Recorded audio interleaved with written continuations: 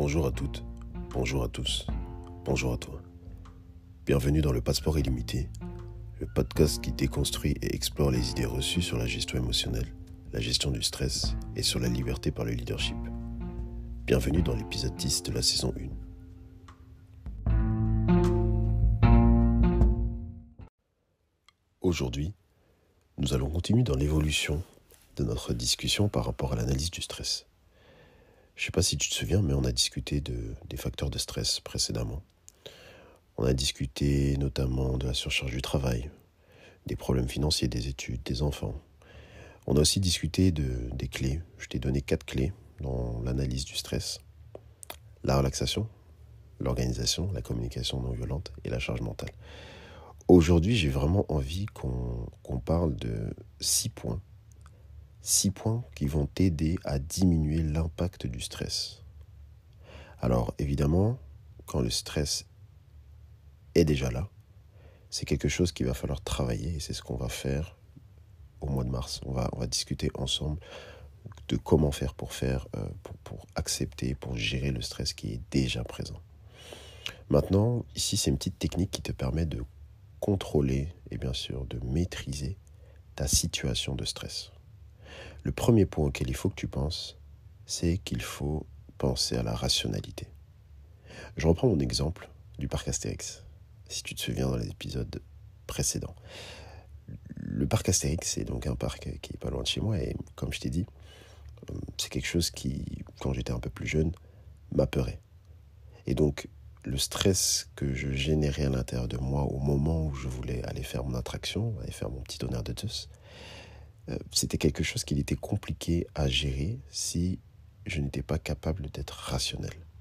La rationalité, c'est le fait de prendre la situation et de la regarder d'un angle de vue qui est rationnel. Donc ici, je veux monter dans l'attraction, bien sûr, mais de manière rationnelle, qu'est-ce qui va se passer ? Quelle est la plus grande probabilité dans ce qui va se passer ? Et dans ce cas-là, bien sûr, c'était que je monte dans l'attraction, que je fasse mon attraction et que je revienne en vie à la fin de cette attraction. Ça, c'était la rationalité. Ensuite, tu as la relativité des points de vue. Comment prendre de la distance ? Mon point de vue n'est finalement que mon point de vue. Donc, il est relatif par définition. Si on est en situation de stress, il y a toute l'atmosphère de stress qui est en jeu, les émotions, le cerveau qui est un peu embrumé, etc. Et donc, ça fait que pour être relatif, on a plus de mal. On a l'impression que notre situation, notre vision, est la vision objective. Et que donc, le fait que je pense qu'on va se cracher potentiellement dans mon attraction est avec beaucoup plus de chances que les chances réelles, en fait. Ça, c'est ma réalité. Et donc, j'ai du mal à prendre du recul, j'ai du mal à être relatif par rapport à mon point de vue. La curiosité, troisième point pour diminuer l'impact du stress. La curiosité, c'est de se dire, finalement, dans cette attraction-là, qu'est-ce qu'il y a derrière ? Quels sont les éléments importants dans cette attraction ? Par exemple, est-ce que j'ai bien une ceinture ? Est-ce que le système est bien sécurisé, etc., etc. Je vais être curieux par rapport à ma situation. Quatrième point, la souplesse d'esprit. Être souple. Quand on est stressé, qu'est-ce qu'on fait ? On se dit, ah bah oui, voilà, je suis stressé. Et c'est comme ça. On est très, très rigide. On est très rigide par rapport à notre situation. On estime que finalement, ce qui est stressant autour de soi, ce qui nous provoque des symptômes de stress, c'est comme ça et pas autrement. Il n'y a pas d'autre possibilité et on est vraiment fixé sur la situation sans avoir de souplesse d'esprit par rapport à la potentialité des choses qui peuvent arriver.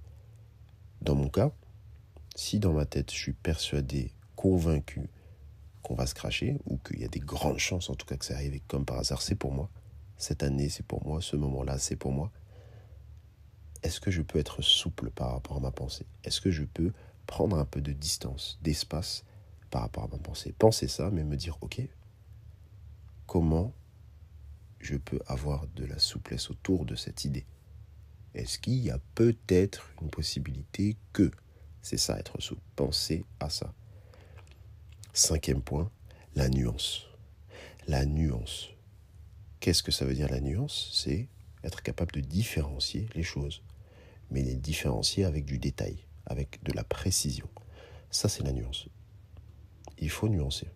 Le fait que je pense quelque chose et le fait que quelqu'un d'autre pense quelque chose, où est-ce qu'elle est la nuance dans tout ça? Dernier point, le développement de l'opinion personnelle. Il faut développer son opinion personnelle dans un certain cadre. Ça va aider aussi à diminuer l'impact du stress. Par exemple, si j'ai été habitué, donc je l'ai fait une fois bien sûr, mais j'ai entendu en plus des histoires autour de moi où j'ai regardé les médias, on est dans l'ère des réseaux sociaux, etc., où il y a eu un accident récemment, peu importe, on peut développer aussi du stress par rapport à ça. Et dans ce cas-là, qu'est-ce qu'il faut faire? Il faut revenir à l'opinion personnelle. Donc il y a un certain équilibre entre avoir son opinion personnelle et rester focalisé sur les détails de cette opinion personnelle et prendre de la distance par rapport à cette opinion personnelle. Ça va te permettre d'arriver à une méthode globale pour diminuer l'impact de ton stress. La suite au prochain épisode.